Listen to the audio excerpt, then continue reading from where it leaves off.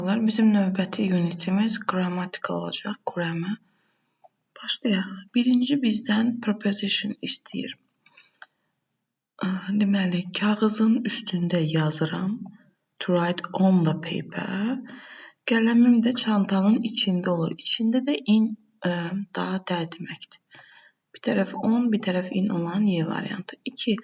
Məndə məchul növdə olan cümləni aktiv, yəni məlum növə çevirməyimi istəyir. Mən demişdim ki, məchul növü çevirərkən zaman dəyişmir. Burada nədir? Bitmiş.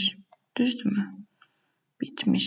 Deməli, mən bitmiş axtaracağım. Burada var, burada yoxdur. B getdi. Burada var. Y-də yoxdur. Bu getdi.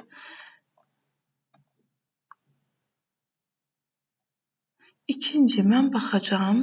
Mənim məlum növ, məchul növdəki mübtəda yerində olan belə deyim, əvəzliyim keçib aktiv məlum növdə olacaq tamamlıq. Yəni Z mübtəda olmamalıdır. A gedər ona görə. Qalacam C və D arasında. Cümləm inkarda olduğu üçün no. No one axtaracağım. Bu da inkar. Yəni inkarlıq da dəyişmir. Təsdiqdədirsə təsdiqdə qalır, inkardadırsa inkarda qalır. Zaman dəyişmir. Mübtədası keçir olur tamamlıq. Tamamlıq olur, keçir olur mübtəda. Burada notla vermişəm inkarı, burada da no one-la vermişəm C bəndi. Üçüncü də to rob. Bunun məndən definition istəyir. Rob nədir? Oğurlamaq. Baxıram D bəndi. To take money or things that aren't yours. Sənin olmayan pulu və ya əşyaları götürmək. Burada qaytarmalı olduğun bir şeyi götürmək. Burada ehtiyacın olmayan bir şey istifadə etmək. Burada bir insanla xüsusi davranmaq. To do something in a helpful way. Nəsə kömək etmək. Yəni kömək etmək üçün bir şeylər etmək. 4-ə baxırıq. Bu zeri-zeradır.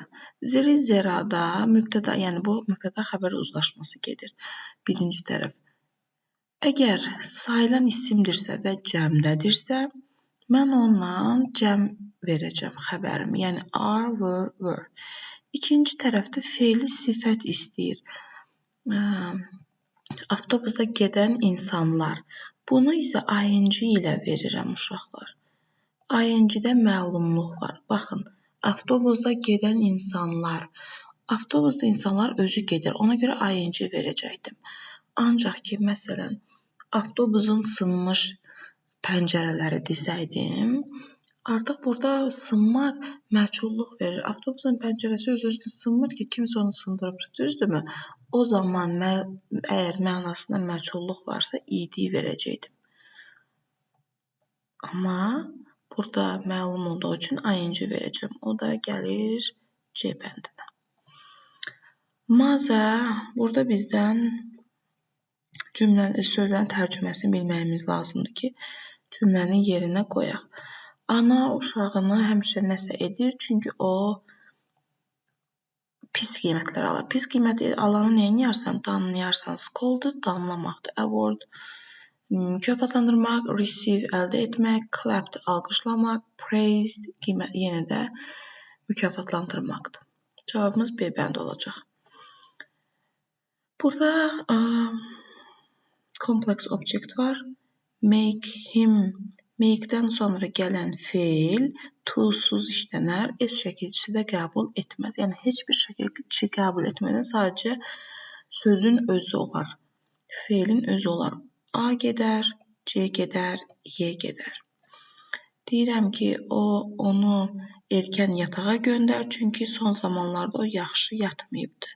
He hasn't had enough sleep lately. Burada zaman uzlaşması var. Baxın, hər şey gözlədiyimdən yaxşı getdi.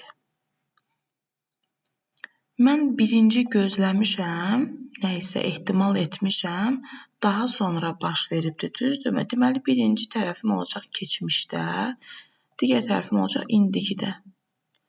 Yəni, əvvəlki hərəkətlə sonraki hərəkət arasında zaman fərqi qoya bilərəm. Birinci keçmişdə, mən burada indikidə. Cavabımız A variantı. Everything-dən are going işlədə bilməzsən. Bu ümumiyyətlə getdi. C və D-yə baxın. Elə bil ki, hər şey baş veribdi. Sonra mən gözləmişəm, ehtimal etmişəm. Axı belə şey mümkün deyil. Bizim məntiqi ardıcıllığımız olmalıdır. Ona görə C-ni də, D-ni də gedərəm.